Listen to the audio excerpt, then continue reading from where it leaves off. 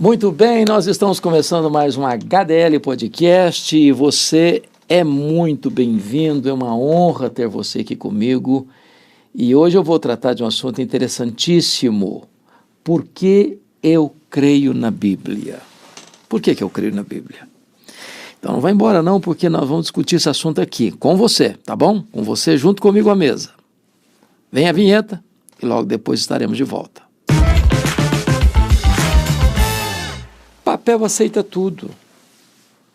Quem escreveu a Bíblia foram homens como nós. Então, será que a Bíblia é confiável? Quem me garante que o que está escrito aí é verdadeiramente palavra de Deus? Quem me garante que a Bíblia não foi adulterada e nós temos palavras de homens e não palavra de Deus? São tantas as perguntas, são tantas as dúvidas, são tantos os questionamentos que perguntamos: a Bíblia merece confiança? Eu posso crer nela? Ela de fato é a palavra de Deus? E é sobre esse assunto que eu quero conversar com você. Quando alguém me pergunta assim: você pode me dar evidências de que a Bíblia é a palavra de Deus? E eu respondo assim: primeiro, a Bíblia é um livro inspirado. Só a Bíblia é inspirada. Isso significa que o conteúdo que nós temos aqui foi dado pelo próprio Deus. Deus se revelou na obra da criação, nós temos as digitais de Deus em toda a obra da criação. Deus se revelou na nossa própria consciência, dando-nos um tribunal moral. Deus revelou-se especialmente na sua palavra, quando Ele deixou para nós todo o desígnio que Ele quer para o seu povo. Deus se revelou finalmente em Jesus Cristo, seu Filho. Está escrito em Hebreus 11, Hebreus capítulo 1, versículo 1. Tendo Deus outrora falado muitas vezes, de muitas maneiras aos pais pelos profetas, agora nos fala pelo Filho, a quem constituiu herdeiro de todas as coisas, mediante o qual fez o universo. Depois de fazer a purificação pelos nossos pecados, assentou-se à direita da majestade. Então, a Bíblia é um livro inspirado. Segundo, a Bíblia é um livro infalível. Ou seja, tudo que Deus falou, Deus vai cumprir. Não há margem de erro. Deus não usa rascunho nos seus planos. Os planos de Deus não podem ser frustrados. Ninguém lhe ensinou o conhecimento ou a ciência. Ele é o detentor de todo o saber. Ele é a fonte de todo o conhecimento. Dele procede toda a ciência. A Bíblia é também um livro inerrante. Não tem falha, não tem erro. Não tem contradição. As aparentes contradições que as pessoas tentam fazer um grande alarido é por falta de compreensão, de má interpretação. A Bíblia é um livro confiável. Então, quando as pessoas me perguntam: você crê mesmo que a Bíblia é a palavra de Deus? Claro. E qual é a evidência? Eu vou lhe dar 3 evidências básicas. Primeiro, a unidade na diversidade.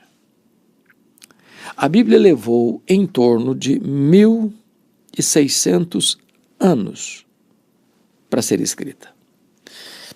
Eu estou começando com Moisés, que escreveu 1.500 anos antes de Cristo. Eu estou concluindo com João, na ilha de Patmos, que escreveu o Apocalipse em torno do ano 96, final do primeiro século. São mais de 40 autores, escritores, de lugares diferentes, de estofo cultural diferente, de capacidade intelectual diferente, a ponto de você ter um enciclopedista como Salomão, um homem de conhecimento fascinante como Moisés, um homem de cultura invulgar como Paulo, e também de um boiadeiro como Amós e de um pescador como Pedro. Não há qualquer conflito, contradição em 1.600 anos com esses mais de 40 escritores. Isso é único, isso é inédito na história da literatura mundial. Se você escreve um livro sobre ciência, tem que ser revisado. Se você escreve um livro de filosofia, você vai ser contraditado. Se você escreve um livro de antropologia, vai ter alguém que discorda de você e oferece uma outra alternativa melhor que a sua. E os livros estão sendo sempre atualizados, porque senão ficam obsoletos mesmo. Mas a Bíblia não foi, é a palavra de Deus, sempre a palavra de Deus. Não há erro, não há falha, não há contradição, não há desarmonia. A Escritura, como diz Jesus, não pode falhar. Nenhum tio vai passar. Passa o céu e a terra, mas a palavra de Deus não vai passar. Então, essa harmonia, essa unidade na diversidade, gente, é fascinante. A Bíblia foi escrita em hebraico no Antigo Testamento, algumas pequenas porções em aramaico, e o Novo Testamento em grego koiné, em línguas diferentes, para povos diferentes, em tempos diferentes, por escritores diferentes, com um pano de fundo diferente, com geografia diferente, mas há uma total harmonia no seu conteúdo e no seu propósito. Por quê? Porque a mente que inspirou a Escritura é a mente divina. Homens santos de Deus escreveram, inspirados por Deus. A revelação de Deus, que é a sua palavra. Um segundo argumento que eu posso lhe oferecer, porque a Bíblia é a palavra de Deus, é por causa do cumprimento das suas profecias. Ali, a Bíblia é um livro de profecias. A Bíblia escreve a história antes da história acontecer. Profecias não vagas, mas específicas. Cumpriram-se, estão se cumprindo e se cumprirão. Literalmente, rigorosamente, cirurgicamente. Por exemplo, todas as profecias sobre Jesus, a sua primeira vinda, se cumpriram literal e rigorosamente. Onde ele nasceu, de quem ele nasceu, de uma virgem, a sua saída para o Egito, a sua volta do Egito para a sua terra, mostrou como é que seria a sua morte, a sua ressurreição, a sua ascensão, a sua humilhação, a sua exaltação. Detalhes definidos, mencionados e definidos séculos antes. Mas não só sobre Jesus. Você pega a história do povo de Deus, por exemplo, Isaías fala de Ciro, como servo de Deus que haveria de libertar o seu povo, 200 anos antes de Ciro nascer, chamando pelo nome. Você pega Daniel, capítulo 10, capítulo 11, e você vai ver a profecia do chamado período interbíblico. Porque a história está nas mãos de Deus, e Ele está aqui, Ele está lá no futuro ao mesmo tempo. Isso é único. Não há qualquer literatura do mundo que se assemelhe à Bíblia nesse aspecto. As profecias sobre a segunda vinda estão se cumprindo clara, detalhada, metodicamente, cirurgicamente, e vão se cumprir. Gary Getz, fazendo um estudo sobre isso, se as profecias caíssem no campo da coincidência e se cumprissem coincidentemente, isso seria um número astronômico. Seria a mesma coisa de você pegar o estado do Rio de Janeiro, cobrir-o todo com moedas de R$ 1, numa camada de 60 centímetros, e marcasse uma dessas moedas e vendasse os olhos de alguém. A possibilidade de alguém com os olhos vendados nesse mar de moedas encontrar a moeda marcada é a probabilidade de as profecias terem se cumprido no campo da coincidência. Deus escreve a história antes dela acontecer. A Bíblia merece confiança. Eu posso crer na Bíblia. Mas me permita dar uma outra razão. Não apenas a unidade na diversidade, não apenas o cumprimento das suas profecias, mas, em terceiro lugar, o poder intrínseco da palavra de Deus em transformar pessoas. A palavra de Deus é viva, ela é espírito e vida, ela tem vida em si mesma. Onde ela é proclamada no poder do Espírito Santo, ela produz fruto, nós somos gerados pela palavra, ela produz vida, transformação. O Brasil e o mundo conhecem o Ministério dos Gideões Internacionais, que distribuem Novos Testamentos nos hotéis, a Bíblia, né, nos hotéis, nos hospitais, nas prisões, nas escolas, nas universidades. E quantos registros lindos, maravilhosos, de conversões genuínas, por alguém que recebeu um Novo Testamento, alguém que nunca tinha aberto uma Bíblia, alguém que nunca tinha lido um versículo da Bíblia, e às vezes na solidão de um quarto de hotel, ou às vezes lá sentindo dores na cama de um hospital, ou às vezes até dentro de uma escola, num ambiente acadêmico, ou até dentro de um presídio. A pessoa abre, aquela palavra se torna viva, poderosa, transformadora, e a pessoa tem uma experiência de conversão ali. Miguel Riso,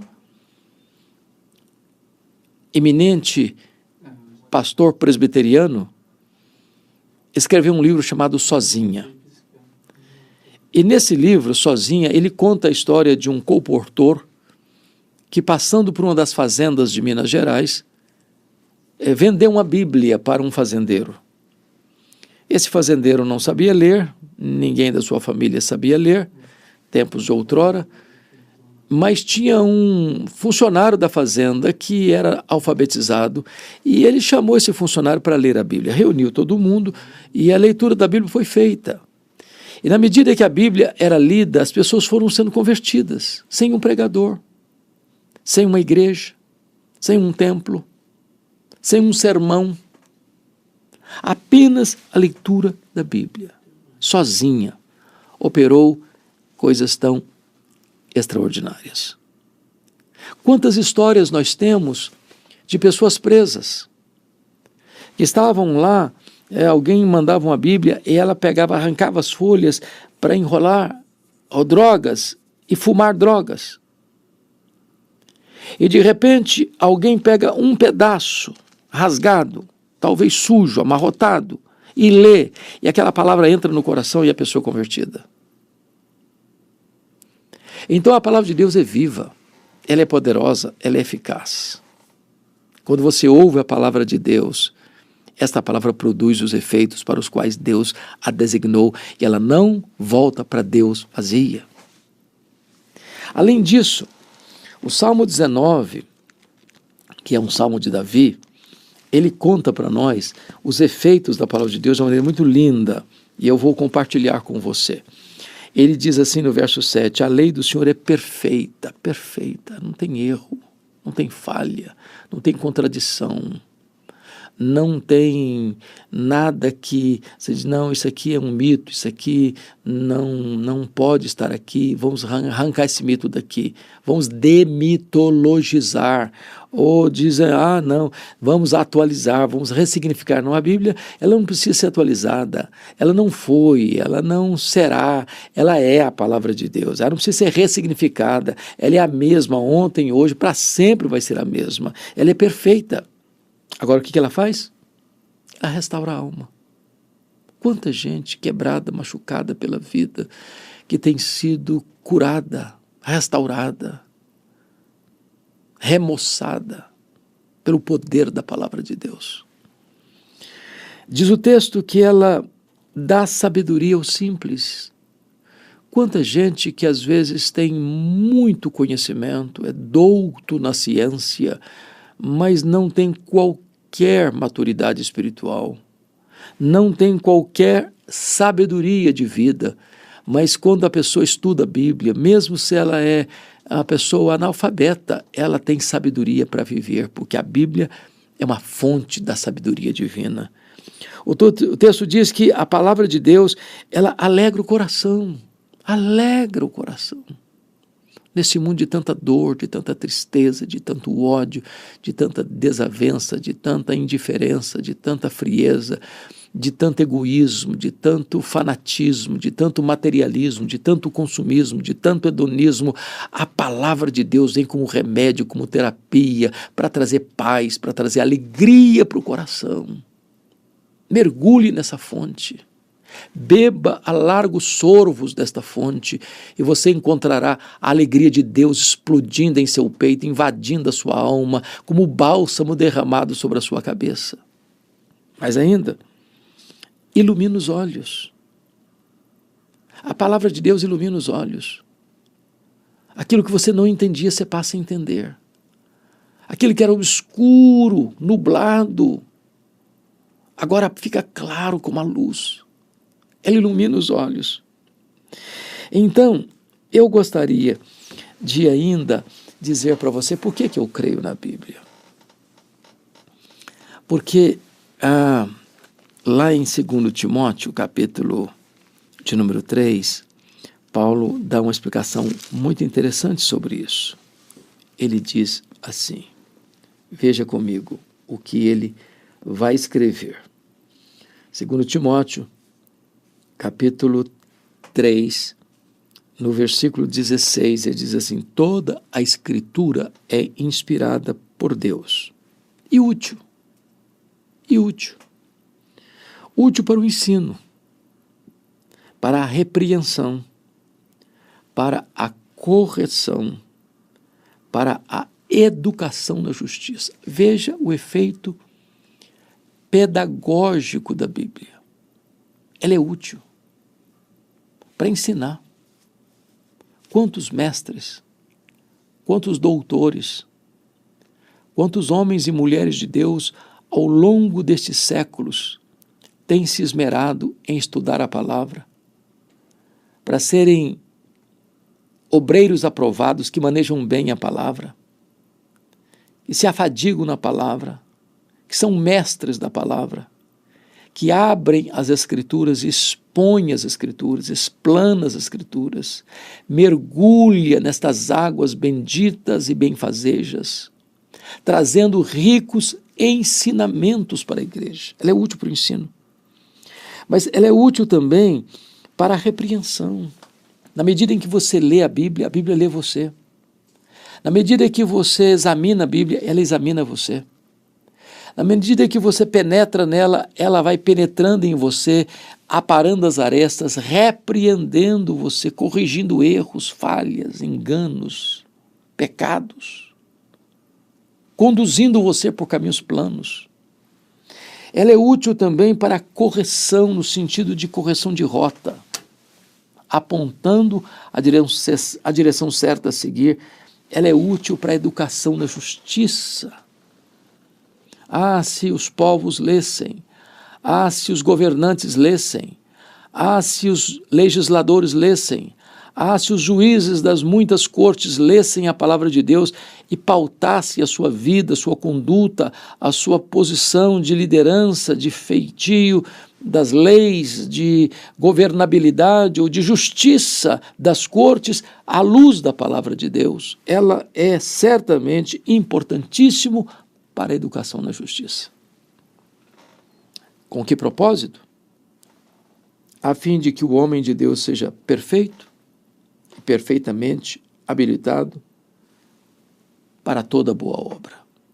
Então Deus quer preparar você para ser uma pessoa de bem, para que você seja perfeito e habilitado para fazer o bem. Então, essa palavra é tão poderosa que Deus, através dela, tem chamado o seu povo. A fé vem pelo ouvir, e ouvir a pregação da palavra de Deus. Deus chama os seus através da sua palavra. O Evangelho, que é o conteúdo desta palavra, é o poder de Deus para a salvação de todo aquele que crê. Então, meu posicionamento sobre esse assunto pode ser resumido, talvez, nas 4 falas de Paulo a Timóteo na sua segunda carta. No capítulo 1, versículo de número 15, Paulo diz assim, versículo 14, Paulo diz assim, guarda o bom depósito. Guarda essa palavra, incontaminada. Não misture nada a ela. Não é a Bíblia mais a filosofia, não é a Bíblia mais a doutrina de homens, não é a Bíblia mais ritual, não é a Bíblia mais isso ou aquilo. É a Bíblia, é o depósito. Mantenha esta palavra incontaminada, perfeita, pura. Depois, no capítulo 2, verso 3, ele diz, sofre pelo Evangelho. Viver esta palavra é viver a contracultura num mundo decaído. É você ser luz no meio das trevas.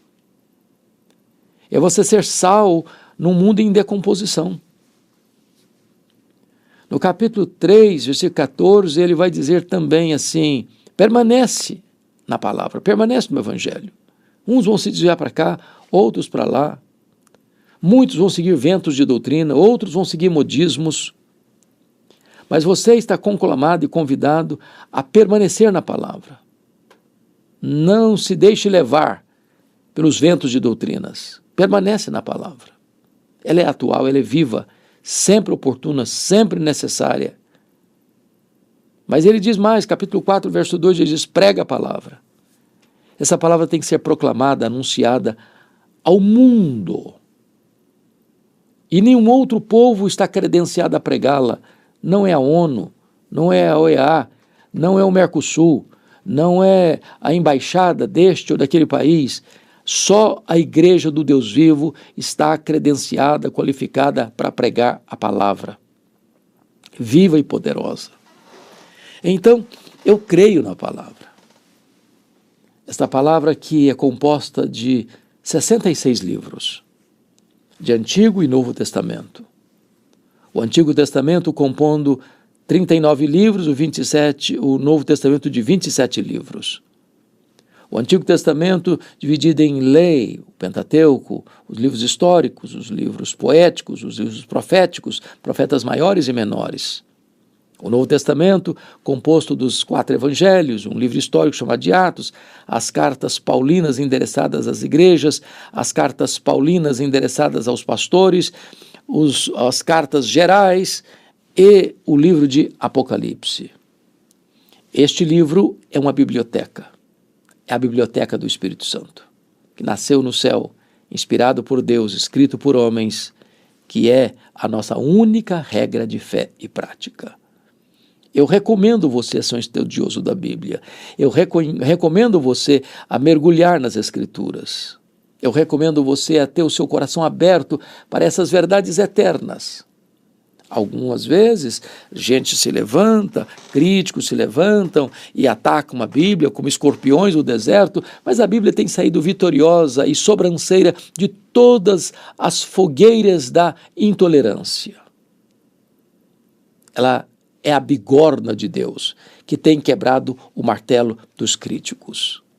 Mais recentemente, Richard Dawkins, o patrono dos ateus, na Inglaterra, escreveu um livro ruidoso, Deus, um delírio. E as pessoas ficaram assim, apavoradas, outras ficaram estressadas. Será que agora eles vão desbancar a Bíblia? Será que agora eles vão desacreditar da Bíblia? Será que agora as pessoas não vão acreditar em Deus? Eu pergunto a vocês, onde está Richard Dawkins? E o seu livro? Está esquecido nas prateleiras. E a Bíblia continua sendo traduzida, impressa e divulgada como nenhum outro livro na história da humanidade. Já passam de 4 bilhões de exemplares. Ela é a palavra de Deus. Ela é viva.